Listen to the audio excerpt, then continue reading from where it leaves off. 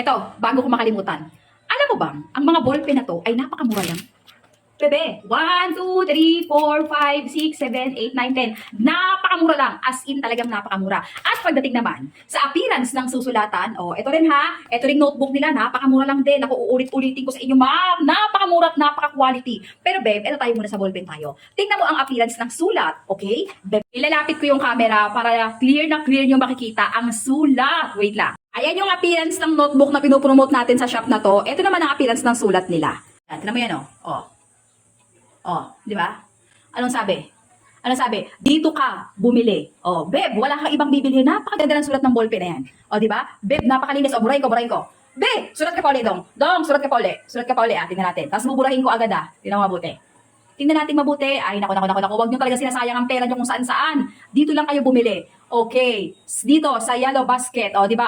Stop. Wait lang. Okay, burahin natin. Naku, be, hindi nabubura. Be, walang kalat, be.